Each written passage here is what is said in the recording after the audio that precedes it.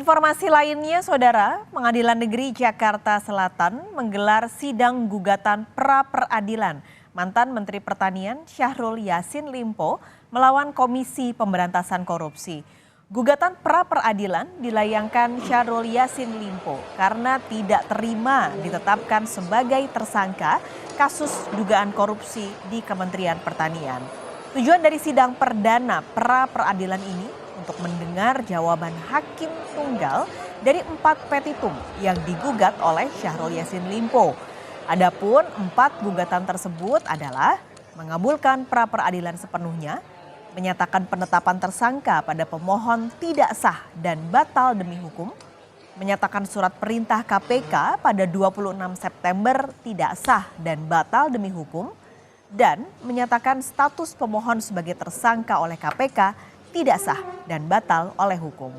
Sementara itu, pihak KPK melalui juru bicara Ali Fikri menyatakan dalam pernyataan tertulis bahwa pihaknya percaya diri Hakim Tunggal akan menolak permintaan Syahrul Yassin Limpo.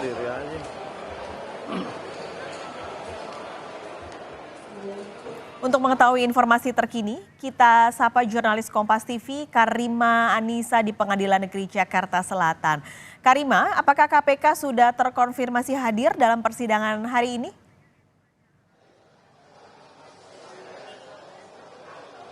Ya, KPK sudah hadir dalam persidangan perdana pra-peradilan yang diajukan Syahrul Yassin Limpo di Pengadilan Negeri Jakarta Selatan pada hari ini. Tidak hanya dihadiri oleh Biro Hukum KPK saja, tetapi juga dari pihak kuasa hukum Syahrul Yassin Limpo pun sudah menjalani pra-peradilan di Pengadilan Negeri Jakarta Selatan. Adapun Syahrul Yassin Limpo itu sendiri tidak hadir dalam pra-peradilan perdana pada hari ini.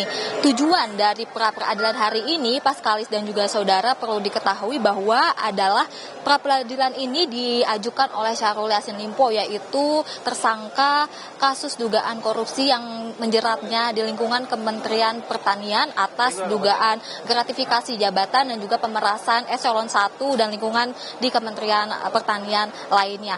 Selain itu, untuk pra-peradilan pada hari ini tujuannya adalah untuk mencabut status tersangka dari Syahrul yang melekat pada Syahrul Yassin Limpo yang sudah ditetapkan oleh KPK melalui putusan dari Hakim Tunggal. Adapun Hakim Tunggal yang memimpin pra-peradilan pada hari ini adalah Hakim Tunggal Alimin Ribut Sujono.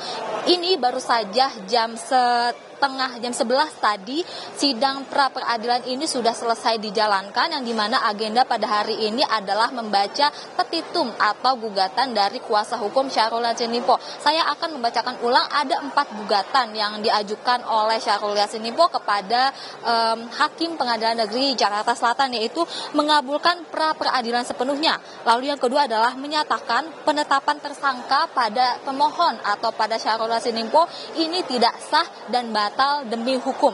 Yang ketiga adalah menyatakan surat perintah oleh KPK pada 26 Oktober kemarin, pada 26 September kemarin tidak sah dan batal demi hukum, lalu menyatakan status pemohon sebagai tersangka oleh KPK tidak sah dan batal demi hukum. Selanjutnya pada hari ini Hakim Tunggal belum memutuskan apakah hakim akan menolak atau menerima gugatan dari Syahrul Yassin Limpo tersebut, karena nantinya kita harus mendengar jawaban dari Biro Hukum KPK yang diagendakan pada pra-peradilan selanjutnya. Jadi kita masih akan terus simak bersama-sama bagaimana jalannya pra-peradilan Syahrul Yassin Limpo melawan KPK. Paskalis.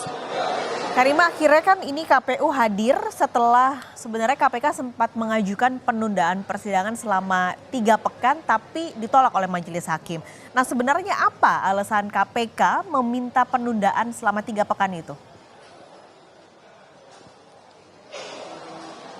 Jadi memang ada beberapa alasan yang disampaikan oleh KPK mengapa sampai akhirnya dibatalkan atau tidak disetujui oleh majelis hakim. Sebelumnya pihak KPK mengira bahwa penundaan selama 3 minggu ini akan berlangsung sampai tanggal sekitar 20 sampai 30 November bulan ini. Tapi ternyata pengajuan penundaan selama 3 minggu itu berlaku ketika secara administratif pra-peradilan sudah diajukan oleh Syahrul Yassin Limpo, yang berarti tanggal 6 November ini adalah minggu ketiga 3 penundaan terakhir atau kesempatan terakhir yang bisa dijalani oleh KPK untuk membacakan jawabannya. Adapun alasan dari 3 minggu penundaan 3 minggu itu dikarenakan KPK memiliki agenda pra peradilan lain yang harus dijalankan.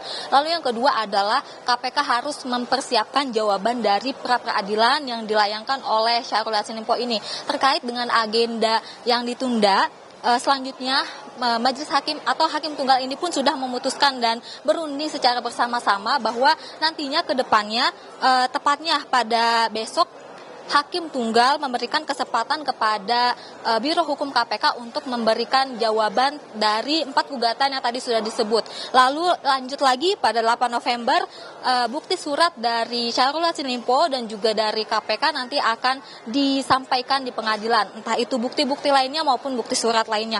Lanjut lagi pada tanggal 9 November yaitu hari Kamis nanti rencananya akan ada satu ahli hukum dari Syahrul Yassin Limpo dan juga 2 saksi ahli dari Biro Hukum KPK.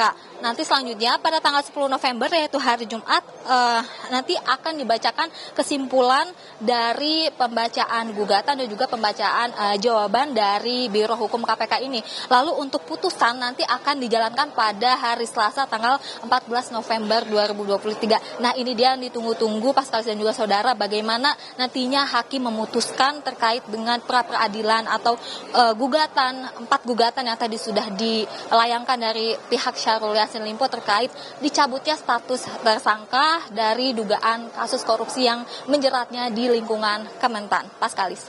Karima Anissa, terima kasih melaporkan langsung dari Pengadilan Negeri Jakarta Selatan.